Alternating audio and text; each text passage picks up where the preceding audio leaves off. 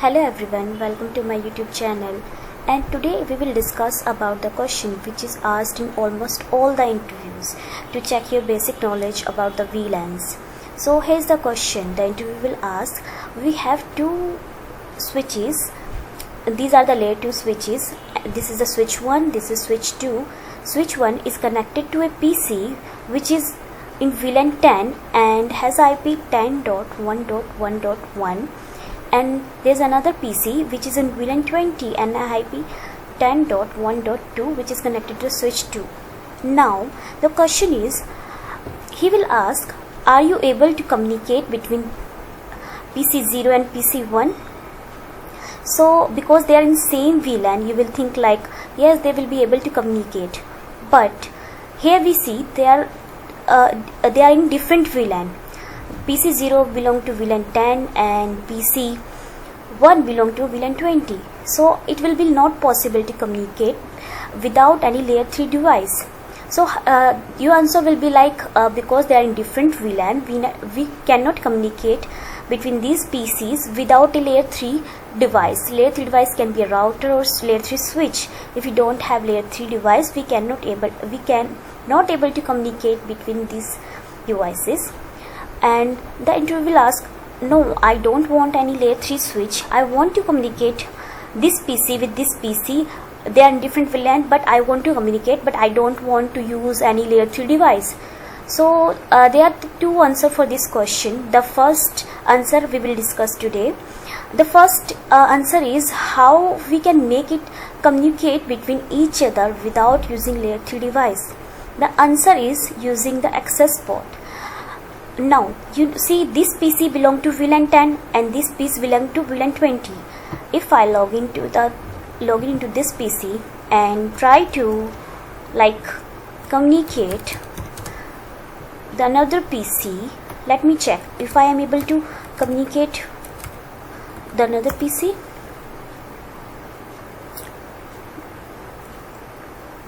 No, it is requesting timeout because the packet is dropping here on this switch because it is not able to reach to 10.1.2 because they are in different VLAN.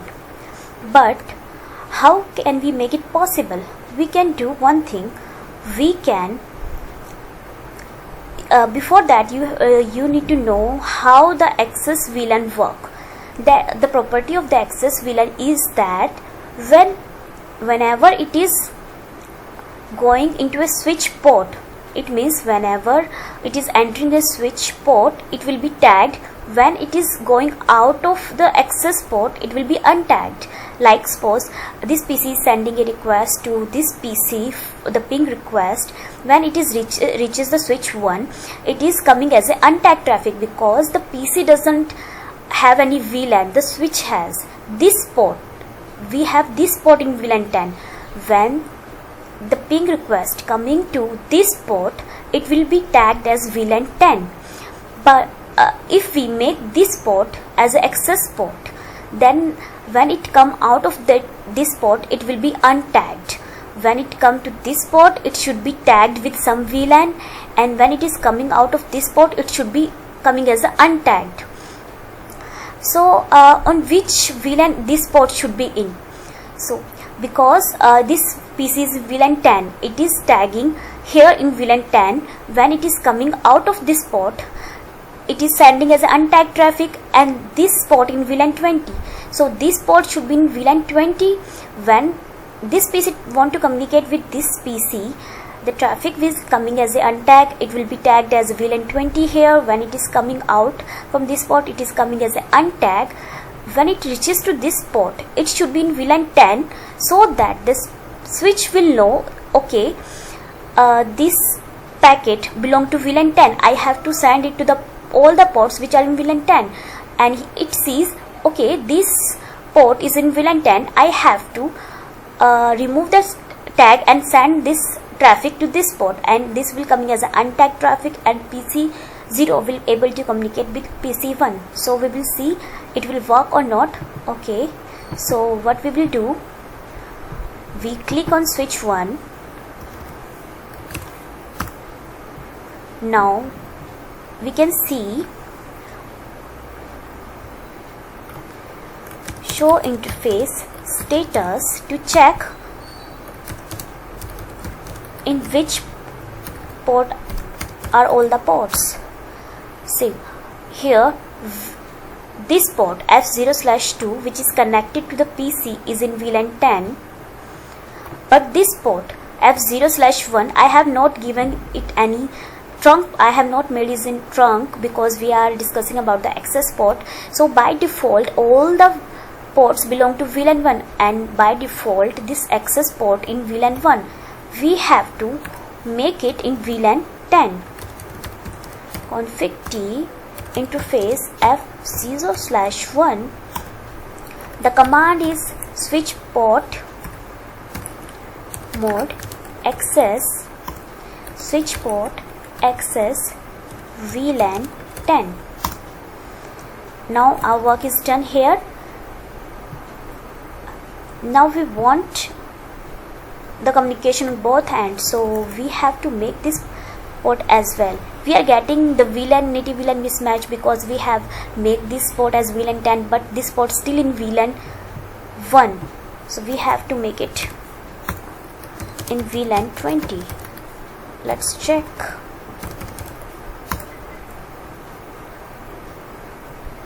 Here you see the F0/2 in VLAN 20 which is connected to PC1, and F0/1 in is VLAN 1. We have to make it as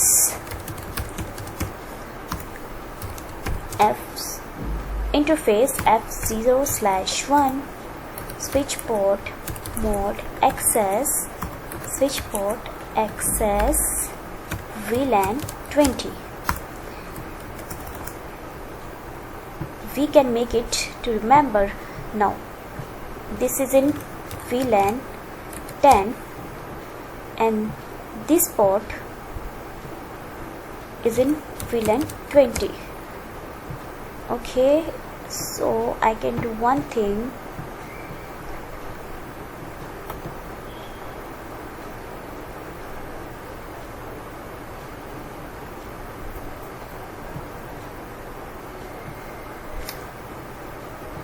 I want to disable.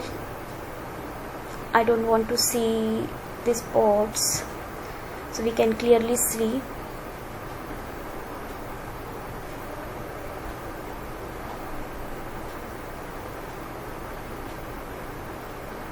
I don't want to see the show device label.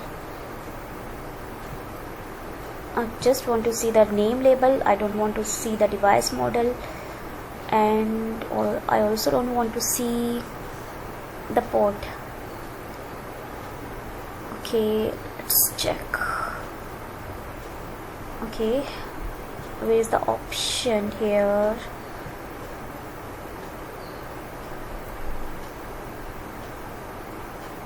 Okay, let's check. Okay, now this is switch 1, switch 2 in VLAN 10, VLAN 20, PC0, PC1, VLAN 10, 20. If now I try,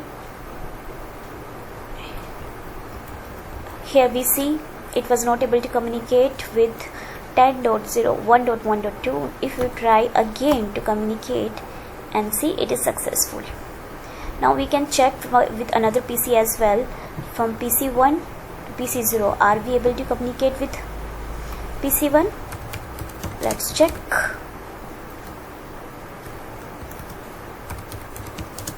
And 1.1.1. Yes, we are able to communicate. So it happened because when PC0 is sending a data, it is coming as untagged data. When it coming out of this port, like, we can change one more thing, because this PC is not in any VLAN. The switch port are in VLANs. It is tagging the data which is coming from the PC. Now see, now understand this, like PC0 is sending a data. PC0 is sending a data. When it is coming to this port, it is tagging as VLAN 10. When it is going out of this port, it will sending as a untagged. And when it is coming here, it will tag as VLAN 20 and then switch 2 will check I have to send this data to all the ports which belong to VLAN 20 except the port from which it has been received. Because it has only one outgoing port which is VLAN 20, it will remove the tag and send the untagged data to PC1. And the same way, when PC1 replies, it will send an untagged data. It will be tagged as a 20. When it is reaching to the switch, it will send, because it is coming out of access port, so it will be sending as an untagged. When it is entering in the switch, it will tag as a 10. It will check which port of the switch belong to VLAN 10. It will see it because it is received from this port, it will not send it back to this port. It will check, okay, this port in VLAN 10 I have to remove the tagging because it is sending to the end device, and it will send to the PC0. Now this data reached to here, reply reached to here, so they are able to communicate with each other. So I will do one thing.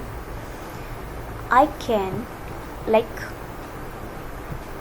see data is coming from here on the switch. It will be like data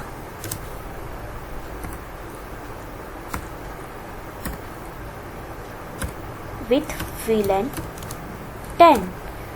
Now this data reaches, when it is coming out of this port, it will be only the data. When it is reaches to this port, it will be data with VLAN 20. When it is coming down this port, it will be only a data without any tagging.